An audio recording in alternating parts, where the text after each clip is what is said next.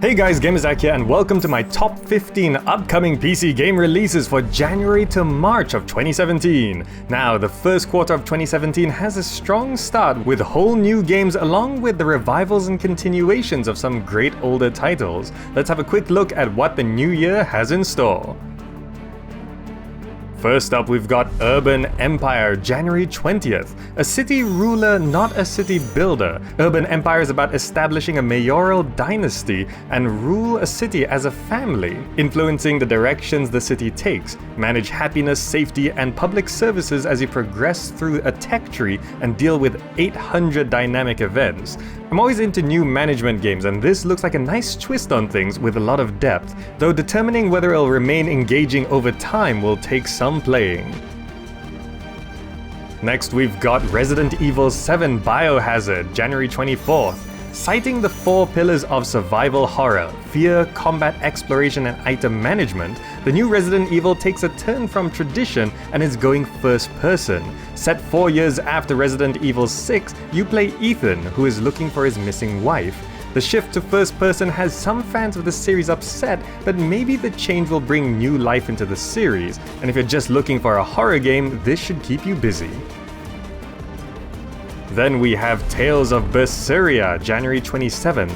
Released in Japan on the PS4 last year, this third-person RPG is coming to the PC and the West now.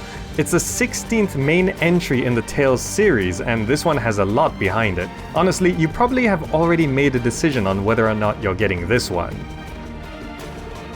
Next up, we've got Double Dragon 4, January 30th. Double Dragon first released in 1987, and a new one is coming for the 30th anniversary. If you're unfamiliar, it's a side-scrolling beat-em-up and will include a story mode and a 2-player duel mode. Fans of the series seem wary that this latest iteration won't be able to live up to its predecessors, but it's hard to say before release. I'd say wait and see what gameplay really looks like at launch, then make a call. And then we have Disgaea 2, January 30th. Not a new game and actually originally releasing for the PlayStation 2 in 2006, this tactical RPG is officially releasing for the PC this year. It will include all the content from the PS2 and PSP versions with an updated interface and mouse and keyboard support. An old game coming to PC is always nice, but be wary of bad ports. If there aren't any technical issues, then fans of the game can relive this one, and if you haven't tried it, maybe now's your chance.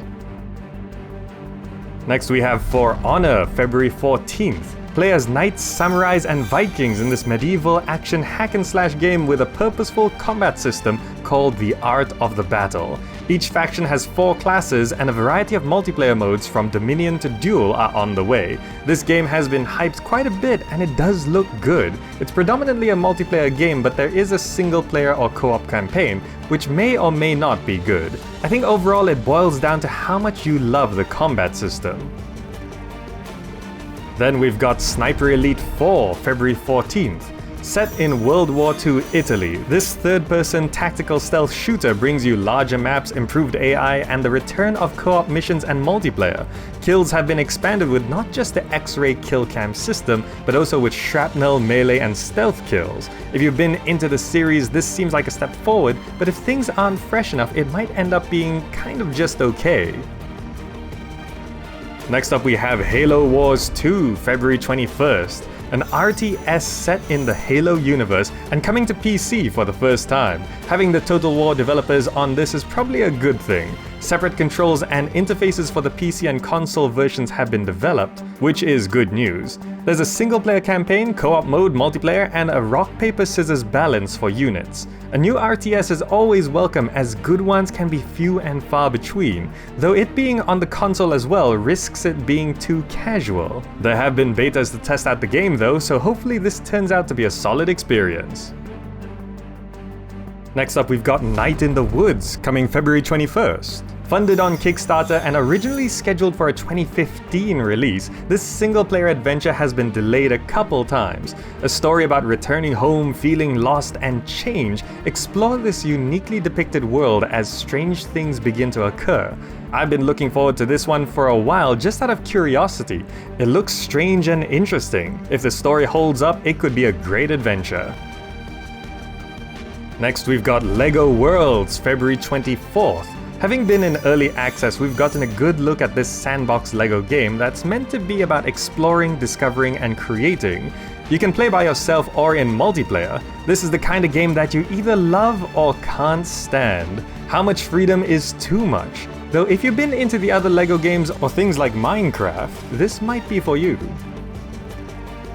Then we have Torment, Tides of Numenera, February 28th. The spiritual successor to Planescape Torment, this classic single-player RPG has been in early access and getting a lot of love. Deep story, unique world, fantasy, combat, and meaningful choices, there are all the hallmarks of a good CRPG. It does seem that the CRPG genre is back, and coming off Tyranny from last year, this would be a good one to get into if you haven't already. And then we have Tom Clancy's Ghost Recon Wildlands, March 7th. An open-world tactical shooter set in Bolivia and revolving around drug cartels. Play as a member of an elite team, explore the landscape, manage relations, and take down the cartel in single-player or co-op. Seems exciting and action-packed with enough side stuff to give it a few extra dimensions. Allowing you to take multiple approaches is also not a bad thing. Next we have Mass Effect Andromeda, March 21st. Taking place 600 years after the original trilogy, you play as one of two siblings who are pathfinders tasked with finding new homes for the human race. Explore planets, customize vehicles, build romantic relationships, and play solo or co-op multiplayer in this open-world third-person action RPG. Moving away from the original story arc could bring a fresh experience for fans of the series, and it still does look very Mass Effect. If it has a captivating storyline with a strong ending, it'll be great. Then we've got Routine coming in March. With few updates from the developers, this first-person survival horror set on an abandoned moon base seemed like it would never release. Finally setting a release month, we might actually be able to play this soon. Explore your environment in search of what transpired while being chased by a terrifying humanoid robot. Permadeath and multiple endings are also a thing. It could be a thrilling experience, but with huge pauses between updates from the developers, I wouldn't hold my breath. Finally, we've got Nier Automata, coming in March? It's releasing on the PS4 in March, and the PC release shouldn't be too long after, but you never quite know. Either way, it's a Japanese action RPG few were expecting to get a sequel. You control various android characters set in a post-apocalyptic world torn by war between machines and androids.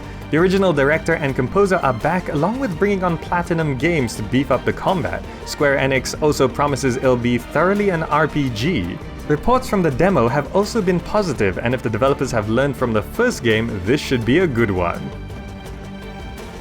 So those are some big PC releases to keep an eye on for Q1 of 2017. Which one are you most excited about? And if you'd like more from me on what games to keep track of, just click the genres at the top for my collection of over 120 notable titles. Alright, that wraps up my top 15 upcoming PC game releases for January to March of 2017. Hope you enjoyed the video, and if you did, drop me a like or share it with your friends. The support is always appreciated. Thanks so much for watching, and I'll see you in the next video.